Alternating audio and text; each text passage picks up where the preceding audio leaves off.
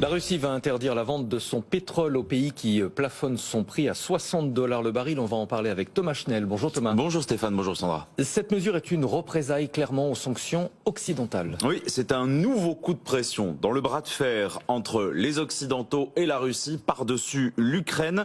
Le décret signé par Vladimir Poutine devra entrer en vigueur à partir du 1er février prochain et s'étendre jusqu'au 1er juillet. En fait, Moscou riposte au plafonnement occidental qui a été instauré au début du mois de décembre, le 5 décembre, et il interdit donc aux entreprises européennes, américaines, britanniques, japonaises et australiennes de fournir les services permettant le transport maritime du pétrole russe vers des pays tiers au cas où le prix dépasse donc un plafond fixé à 60 $ le baril.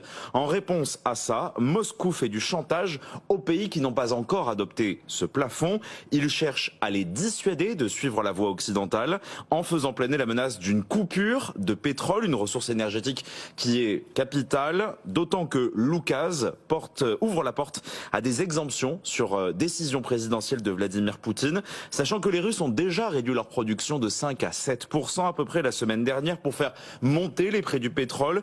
C'est donc le deuxième étage de la fusée, si l'on veut, signant bien la volonté du Kremlin de ne rien céder aux Occidentaux dans la lutte indirecte autour de l'Ukraine. Malgré tout, Thomas, la portée de ces sanctions resterait limitée. Oui, puisque les compagnies d'assurance occidentales refusent désormais d'assurer les tankers des pays qui voudraient s'approvisionner en pétrole russe en s'astreignant du prix plancher. Or, les compagnies d'assurance occidentales, elles représentent à peu près 90% des assurances maritimes pétrolières. Impossible donc de faire sans elles. Même la Turquie a signifié que les tankers qui n'étaient pas assurés n'auraient plus l'autorisation de passer par ces détroits.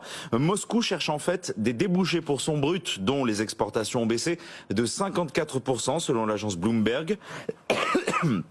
Tandis que les Occidentaux, eux, se sont déjà détournés vers d'autres fournisseurs, une réorientation de la géopolitique pétrolière mondiale que l'on voit à l'œuvre avec plus d'or noir russe qui circule vers l'Asie et plus d'importations européennes qui, elles, viennent des États-Unis, du Moyen-Orient ou encore d'Afrique. La Russie, en fait, ne peut plus vendre à n'importe quel client et cherche donc à tout prix à exporter ses barils, quitte à procéder à quelques rabais. Selon Reuters, elle a vendu son pétrole à l'Inde entre 32 et 35 $ le baril. C'est 2 fois plus bas que le marché aujourd'hui.